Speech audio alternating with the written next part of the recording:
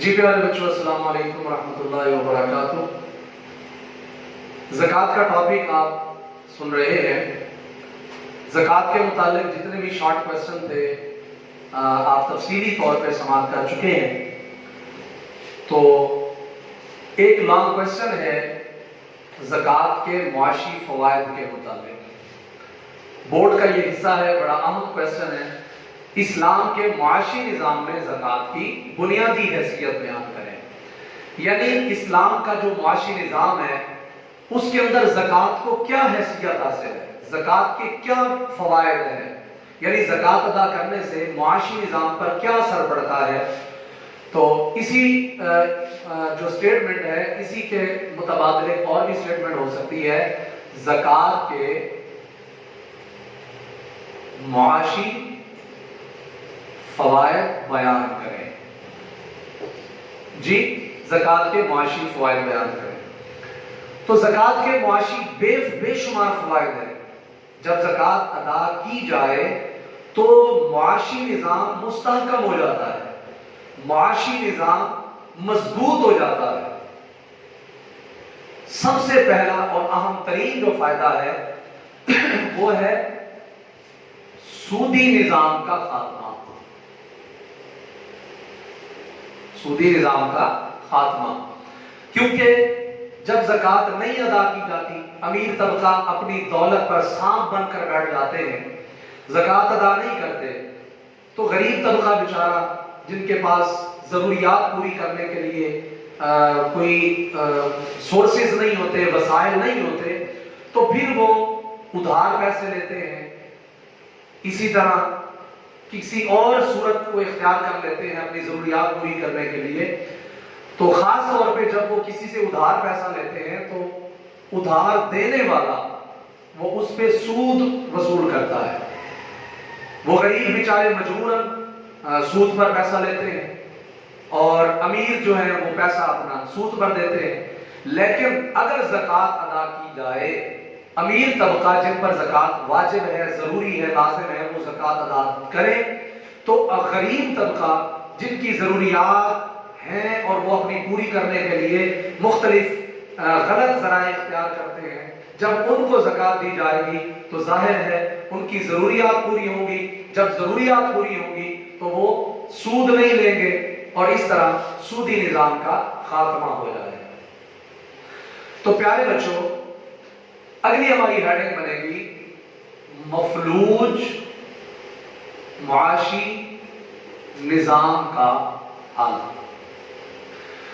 آپ جانتے ہیں کہ جب معاشرے کے اندر زکوٰۃ ختم ہو جائے، زکوٰۃ نہ ادا کی جائے، تو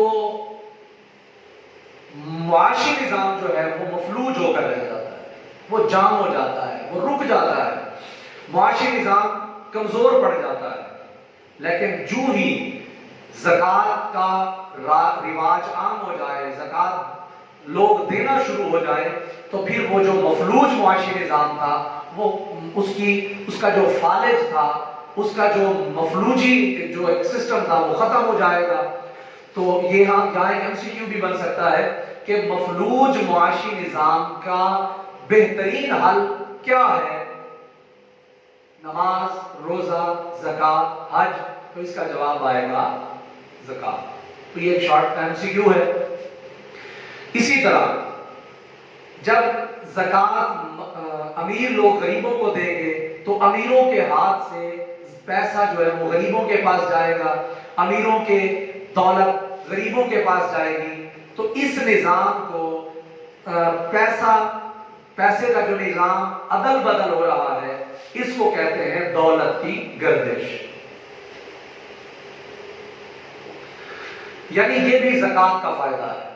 زکوٰۃ کا ایک معاشی فائدہ ہے کہ دولت کہیں ایک جگہ رکتی نہیں ہے، ایک سے دوسرے کے ہاتھ، دوسرے سے تیسرے کے ہاتھ، امیر لوگوں سے غریبوں کے پاس دولت جو ہے وہ گردش کرتی رہتی ہے۔ دولت کا ایک وافر مقدار میں جو دھارا ہے، حصہ ہے، وہ امیروں سے غریبوں کی طرف منتقل ہو جاتا ہے۔ تو اس سے ایک فائدہ یہ ہوتا ہے کہ غریبوں کی جو زبوں حالی تھی، بری حالت تھی، وہ حالت ختم ہو گئی۔ اس طرح غربت کا خاتمہ ہوتا ہے۔ تو یہ بھی ہم ہیڈنگ بنا سکتے ہیں کہ زکوٰۃ ادا کرنے سے غربت کا بھی خاتمہ ہوتا ہے۔ آگے چلتے ہیں،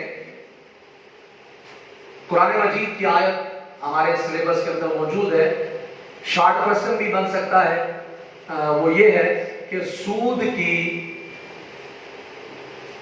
مذمت میں قرآنی آیت کا ترجمہ لکھیں۔ سود کی مذمت میں قرآنی آیت کا ترجمہ غور سے دیکھیے، یمحق اللہ الربا وَيُرْبِي الصَّدَقَاتِ۔ یمحق کم کرتا ہے اللہ الربا سود کو، وَيُرْبِي اور بڑھاتا ہے الصدقات خیرات کو۔ اب یہاں پہ صدقات اور ربا یہ دونوں MCQ بن سکتے ہیں۔ الربا کا معنی سود، صدقات کا معنی خیرات۔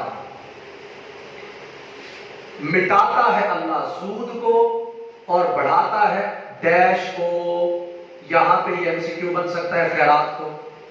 مٹاتا ہے اللہ سود کو اور بڑھاتا ہے ڈیش کو یعنی خیرات کو۔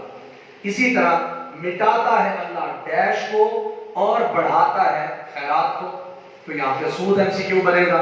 اور اسی طرح لفظ الربا یہ بھی MCQ بن سکتا ہے کہ الربا کا معنی ہے، 4 آپشن آ سکتے ہیں، تو رائٹ آپشن ہوگا سود۔ تو پیارے بچوں، اسی طرح ہماری اگلی ہیڈنگ لانگ کوسچن کی سرمایہ کاری میں اضافہ۔ سرمایہ کاری میں اضافہ، جب مسلمان زکوٰۃ ادا کرتا ہے تو زکوٰۃ ادا کرنے کے بعد جب وہ دیکھتا ہے کہ میرا مال کچھ کم ہو گیا ہے، تو وہ جو بقیہ مال ہوتا ہے وہ لازمی طور پر کسی منفعت بخش کاروبار میں لگاتا ہے، کسی نفع بخش کاروبار میں لگاتا ہے۔ جب نفع بخش کاروبار میں لگاتا ہے تو اس زکوٰۃ کی ادائیگی کی برکت سے، زکوٰۃ ادا کرنے کی برکت سے اس کے بقیہ مال میں اضافہ ہوگا، اور وہ جس کاروبار میں لگائے گا اس کاروبار میں بھی اضافہ ہوگا، برکت ہوگی۔ تو سرمایہ کاری میں اضافہ یہ بھی ایک ہم ہیڈنگ بنا سکتے ہیں۔ اسی طرح بھاری ٹیکسوں سے نجات،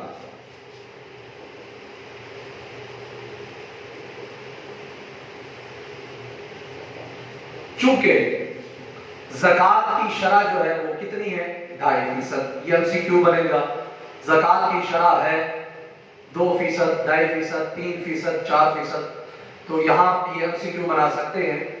جب زکوٰۃ ادا کی جاتی ہے تو زکوٰۃ کی شرح چونکہ 2.5% ہے، بہت کم ہے، تو جو ٹیکس ہیں وہ بڑے زیادہ مقدار میں ہیں، بھاری مقدار میں ہیں، تو لوگ ٹیکس ادا کرنے کے ڈر سے، چونکہ وہ زیادہ مقدار میں ادا کرنے ہوتے ہیں، زکوٰۃ کم مقدار میں ادا کرنا ہوتی ہے، تو لہذا ٹیکسوں کے مقابلہ میں زکوٰۃ کو ادا کرنا آسانی سمجھا جاتا ہے۔ تو جو لوگ زکوٰۃ ادا کرتے ہیں پھر ان کی جو ہے وہ باقی دوسرے جو ٹیکسز ہوتے ہیں، اگر یہ نظام شریعت کے طور پر یہ نافذ ہو جائے، یہ نظام شرعی طور پر نافذ ہو جائے زکوٰۃ کا، تو اگر زکوٰۃ کا سلسلہ یہ جاری ہو جائے، رائج ہو جائے، تو بہت سارے ٹیکسوں سے نجات حاصل کی جا سکتی ہے۔ اسی طرح ملکی معیشت کا استحکام، معیشت کا، جو شخص زکوٰۃ ادا کرتا ہے، اگر زکوٰۃ کا نظام ہو ملکی سطح پر، گورنمنٹ سرکاری سطح پر اگر نظام زکوٰۃ رائج ہو، تو جو لوگ زکوٰۃ ادا کریں گے اس سے پھر جو ملکی معیشت ہے وہ مضبوط ہوگی۔ اس کی دوسری تشریح یوں سمجھیے کہ جو لوگ زکوٰۃ ادا کرتے ہیں ان کی عادت بن جاتی ہے کہ جو ہم پر ڈیوز ہیں، جو ہم پر ذمہ داریاں ہیں، جو ہم پر ٹیکسز ہیں، ہم ان کو وقت پر ادا کر دیں۔ جو شخص زکوٰۃ ادا کرتا ہے اس کو یہ بھی فائدہ ہوتا ہے کہ وہ اپنے اوپر جو دوسری ذمہ داریاں ہوتی ہیں وہ بھی وقت پر ادا کر دیتا ہے۔ جب لوگ ملکی معیشت کے جو ان پر ٹیکسز ہیں جب وہ وقت پر ادا کر دیں گے تو پھر ملکی معیشت جو ہے وہ مستحکم ہو جائے گی، ملکی معیشت کمزوری سے بچ جائے گی، ملکی معیشت کا نظام جو ہے وہ بحال ہوگا اور اسی طرح ملکی معیشت کا استحکام ہوگا۔ یہ تھے ہمارے زکوٰۃ کے معاشی فوائد۔ اب ہم چلتے ہیں زکوٰۃ کے معاشرتی فوائد کی طرف۔ زکوٰۃ کے معاشی فوائد بھی ہیں اور زکوٰۃ کے معاشرتی فوائد بھی ہیں۔ معاشی فوائد آپ نے سن لیے، اب ہے زکوٰۃ کے معاشرتی فوائد۔ زکوٰۃ کے معاشرتی فوائد، سب سے پہلے ہم نے یہ دیکھنا ہے کہ معاشرے میں دولت کی حیثیت کیا ہے۔ شارٹ پرسن بھی بن سکتا ہے اور اس کی ہیڈنگ بھی بن سکتی ہے، معاشرے میں دولت کی حیثیت۔ معاشرے میں دولت کی کیا حیثیت ہے؟ معاشرے میں دولت کی وہی حیثیت ہے جو انسانی جسم میں خون کی حیثیت ہے۔ جس طرح جسم کے اندر خون کا ہونا ضروری ہے، اسی طرح معاشرے کو چلانے کے لیے دولت کا ہونا ضروری ہے۔ اگر جسم کے اندر خون ہر عضو میں تمام اعضاء میں برابر چلتا رہے تو پورا نظام جسم بہترین چلتا ہے، لیکن اگر جسم کا خون دل میں جمع ہو جائے تو پھر کیا ہوگا؟ باقی اعضاء جسمانی مفلوج ہو جائیں گے، ان کو خون مہیا نہیں ہوگا، وہ خون کی کمی کی وجہ سے وہ مفلوج ہو جائیں گے۔ لیکن اس کے ساتھ ساتھ جو دل کی کیفیت ہے، سارا خون دل میں جمع ہو جائے گا تو پھر دل کو بھی نقصان ہو سکتا ہے، اٹیک ہو سکتا ہے۔ دل کو خون کی کم مقدار چاہیے تھی، کم مقدار کی ضرورت تھی، لیکن زیادہ خون مل گیا دل کو تو اب دل کو بھی نقصان ہوگا، باقی اعضاء کو بھی نقصان ہوگا۔ بالکل اسی طرح بلا مثل و بلا تمثیل معاشرے کے اندر جو حیثیت دولت کی ہے اسی طرح خون کی جسم کے اندر ضرورت ہے، وہی حیثیت ہے۔ دل سے مراد ہے امیر طبقہ اور باقی اعضاء سے مراد ہے غریب طبقہ۔ اگر دل میں خون جمع ہو جائے تو دل کو نقصان پہنچتا ہے اور باقی اعضاء کو بھی نقصان پہنچتا ہے۔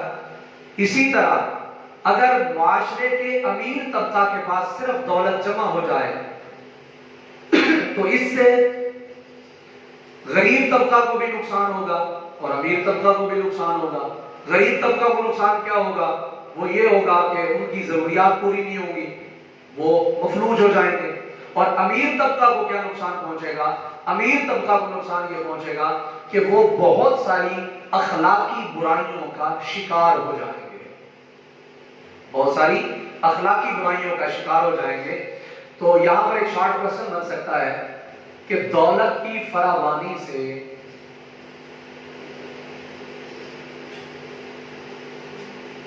کون سے اخلاقی امراض پیدا ہوتے ہیں؟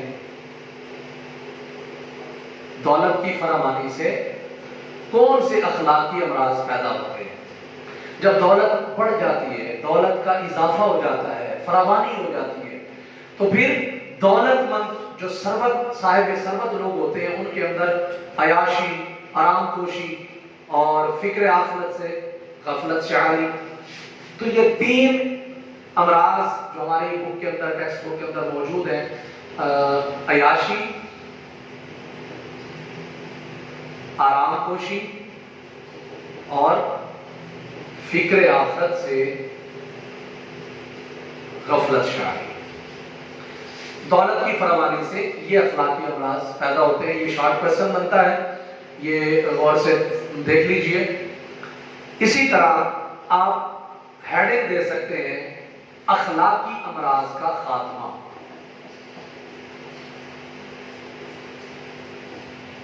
اخلاقی امراض کا خاتمہ۔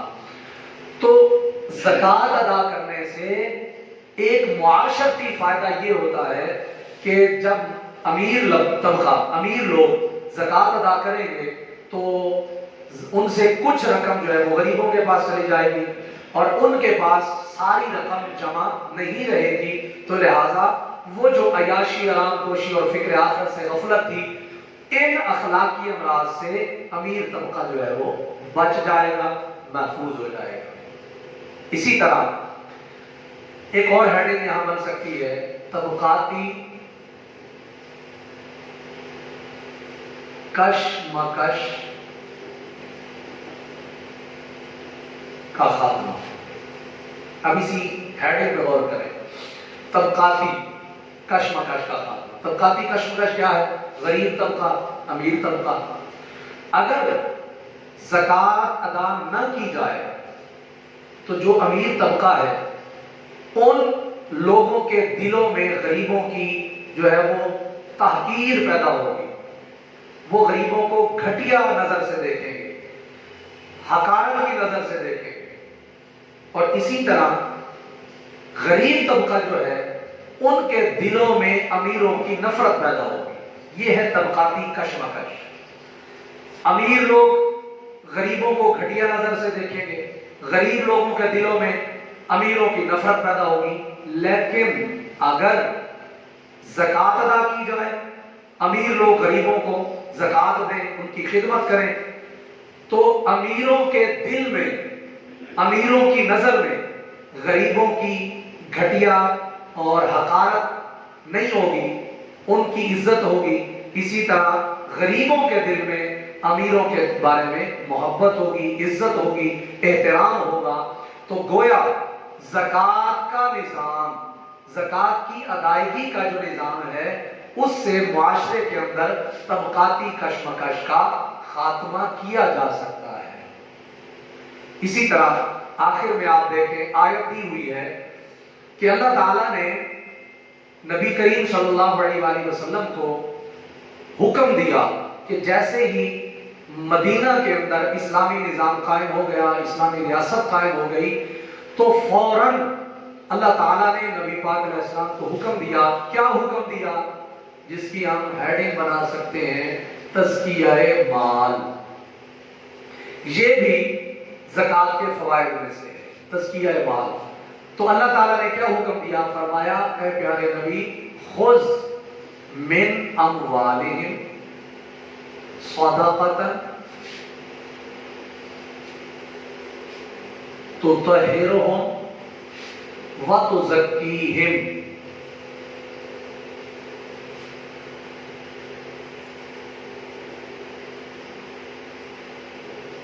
بہا۔